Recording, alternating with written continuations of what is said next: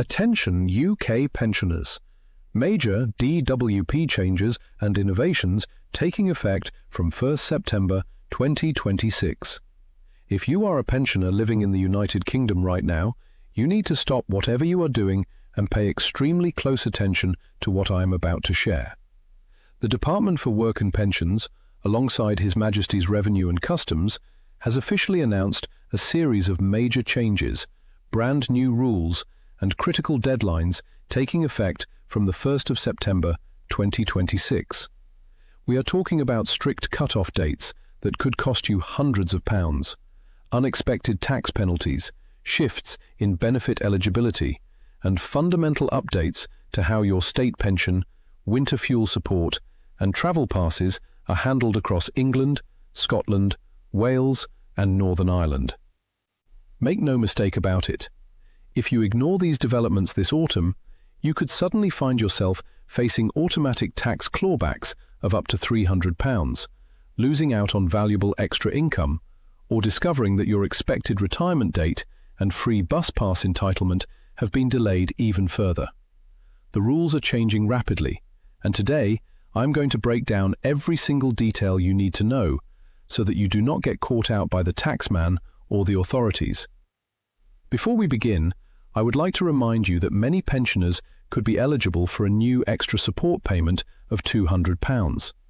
If you have not heard about this yet, I have left detailed information from an official source in the comments below the video. Make sure to check it out. And now, let us move on to the topic of today's video. Now, let us dive straight into the absolute most urgent issue hitting state pensioners this September.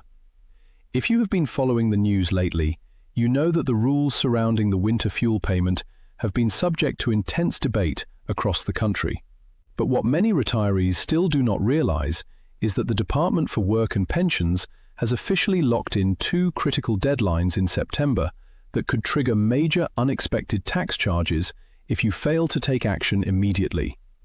Here is the exact situation you need to understand. Winter fuel payments, which are worth between £100 and £300 per household, are scheduled to be issued to eligible pensioner households across Britain ahead of the colder months. However, under updated Treasury guidelines, if your individual annual income exceeds £35,000, you are legally subject to a full tax recovery by His Majesty's Revenue and Customs. What does this actually mean in practice? It means if you receive the winter fuel payment automatically into your bank account, but your total annual income, including private pensions, employment, or property income, is over £35,000, the government will not allow you to simply keep that money. Instead, His Majesty's Revenue and Customs will automatically claw it back during the following tax year by adjusting your tax code or imposing extra monthly tax deductions straight out of your pension or wages. In fact, typical deductions could amount to around £33 extra, taken from your income every single month until the entire payment is fully recovered. And here is the most frustrating part of the whole system. You cannot simply transfer the money back manually once it lands in your account. The government system is not set up to receive manual refunds. The only way you can prevent these unwanted tax code changes and monthly tax deductions is to proactively opt out of receiving the winter fuel payment before the official September deadlines set by the Department for Work and Pensions. Please take a pen right now and write these exact deadlines down. If you decide to opt out over the telephone using the official helpline, your deadline is 6 in the evening on Friday, the 18th of September, 2026. If you prefer to opt out digitally through the online Manage Your State Pension service on the official government website, you have until 11:59 in the evening on Sunday, the 20th of September, 2026. If you miss those cut-off dates, the Department for Work and Pensions will process the payment, transfer the funds to your account, and His Majesty's Revenue and Customs will subsequently hit you with monthly tax code adjustments next year. Why make the system so complicated for hard-working retirees? That is the question thousands of pensioners are asking right now. But regardless of how unfair it seems, you must review your total annual income today and decide whether you need to opt out before the 18th or 20th of September. Now, if you think that was the only major change kicking off this month, brace yourself, because there is another massive shift regarding the state pension age and eligibility for free local travel across England. As part of ongoing legislation under the Pensions Act, the official state pension age in the United Kingdom is gradually rising from 66 to 67 between April 2026 and April 2028. The government claims this rise is necessary to account for changing national demographics and long-term economic sustainability. But the real-world impact on older citizens reaching retirement benchmark ages this September is causing shockwaves. Starting this September, individuals born between the 6th of August 1960 and the 5th of September 1960 are reaching what they previously assumed would be their retirement milestone. However, instead of claiming their state pension and enjoying the retirement benefits they have spent decades paying into through national insurance, they are discovering that their retirement dates have been officially postponed. Under the updated rolling schedule, people in this birth cohort will see their state pension age delayed by 6 months or more, meaning they will not qualify until they reach 66 years and 6 months, or even older, depending on their exact date of birth. And here is the hidden trap that many people do not see coming: the knock-on effect on free local travel. Under the English National Concessionary Travel Scheme, entitlement to an older person's free bus pass is directly tied to the Department for Work and Pensions state pension age threshold. That means when the pension age moves up, the age at which you qualify for a free bus pass moves up in exact step with it.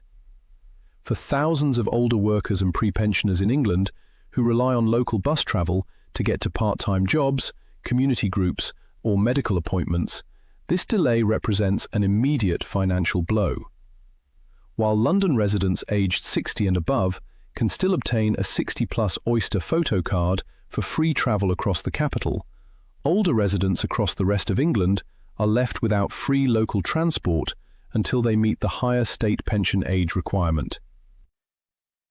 Parliamentary reports and charity organisations have raised serious alarms about this trend, pointing out that over half of individuals in the year leading up to state pension age are no longer in paid employment due to health conditions, disability, or caring responsibilities. Pushing back pension and bus pass eligibility forces thousands of vulnerable pre-pensioners to rely on working age benefits like universal credit, depleting their life savings just to survive until their state pension finally kicks in.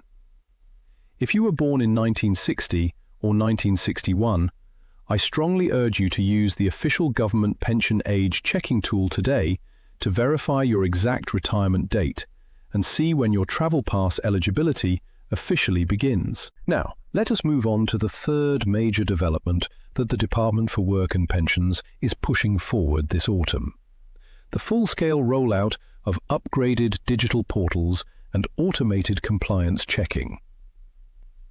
From September 2026, the Department for Work and Pensions is expanding the capabilities of its online Manage Your State Pension platform. The official stance is that these new digital systems are designed to make service delivery faster, allowing pensioners to view forecasts, update details, and submit claims electronically with ease.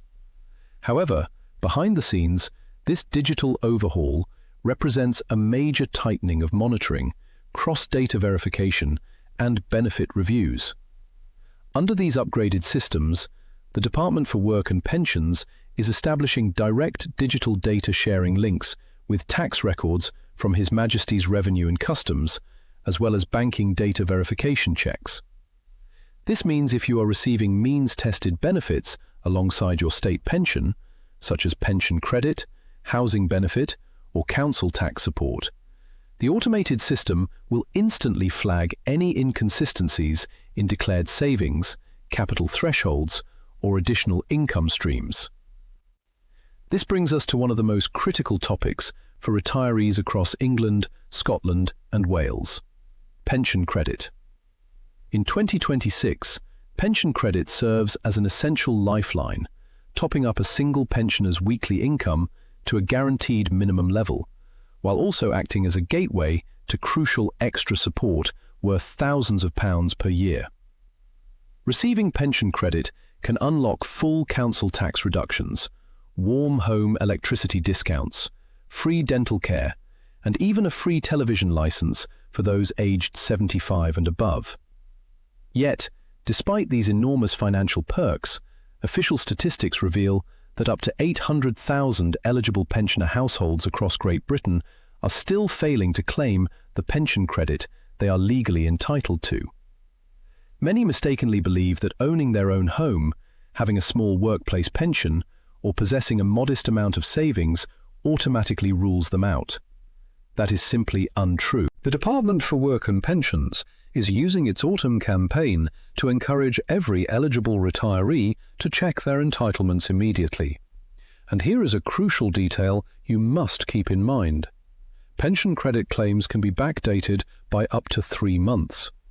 That means if you apply this September and qualify, your claim can be backdated into June, instantly triggering a substantial lump sum back payment straight into your account. However, with the new automated verification systems coming into full effect this autumn, accuracy is absolutely non-negotiable. You must ensure that all details submitted to the Department for Work and Pensions, including accurate reporting of savings, investments, and household circumstances, are entirely up to date. Failing to disclose changes in your financial situation could result in immediate payment freezes, overpayment demands, or detailed financial audits by the department.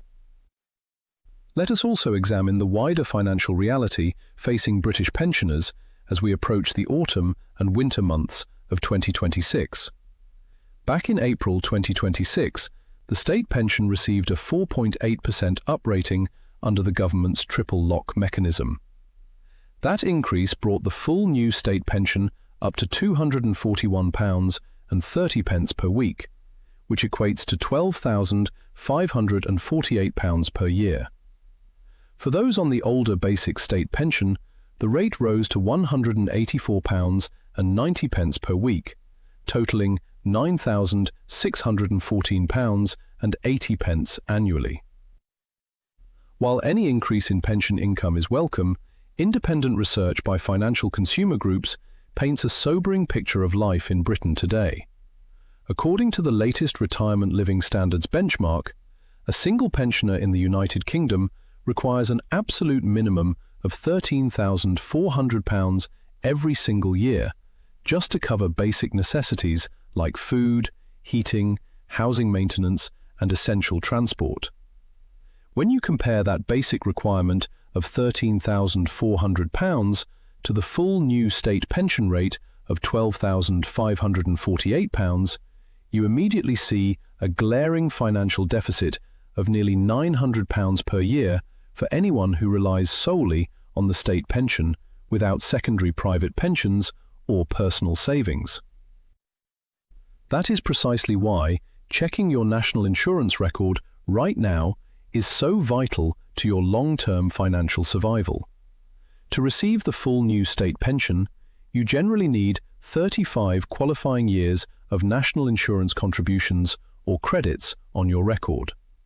If you have missing years due to career breaks, self-employment, working abroad, or caring for family members, your weekly pension payment could be significantly lower than the full rate. Fortunately, you still have the legal right to purchase voluntary national insurance contributions to plug gaps in your record for previous tax years.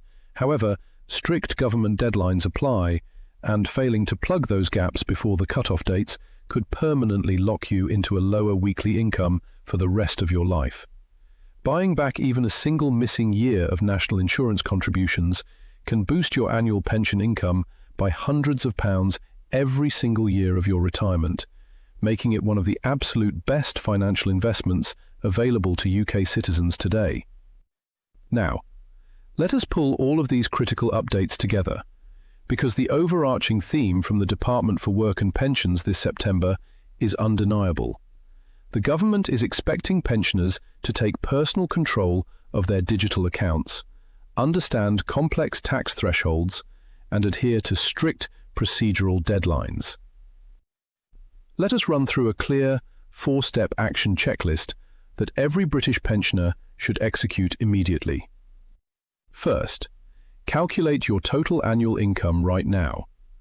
If your individual income is above £35,000 and you are set to receive the winter fuel payment, decide whether you need to opt out to avoid automatic tax code changes and monthly tax deductions from His Majesty's Revenue and Customs.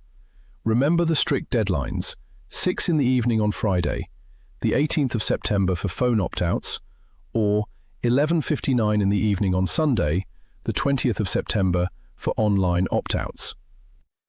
Second, if you were born in 1960 or 1961, go online and check your exact state pension age on the official government calculator. Do not assume you will qualify for your pension or free local bus pass at age 66. Factor these official delays into your personal retirement budget and travel plans immediately. Third, check your eligibility for pension credit today. Do not leave money on the table that belongs to you by right. A single successful claim can provide a weekly income top-up, unlock thousands of pounds in ancillary benefits, and allow for up to 3 months of backdated payments. Fourth, access your Manage Your State Pension online account. Review your national insurance record for missing qualifying years, update your contact details and bank information, and ensure all your benefit claims are completely accurate to avoid unexpected flags or compliance reviews under the new digital system. The changes taking effect from the 1st of September 2026 will impact millions of pensioners across England, Scotland, Wales, and Northern Ireland. It is crucial that we share this knowledge widely so that our parents, grandparents, friends, and neighbours do not fall into hidden tax traps or miss out on vital financial support. If you found this presentation valuable, please click the like button, subscribe to our channel, and turn on the notification bell so you never miss another urgent update on UK pension news, DWP announcements, and money-saving guidance. Please leave a comment below to tell me your thoughts. Do you think these September deadlines and tax clawbacks are fair to pensioners?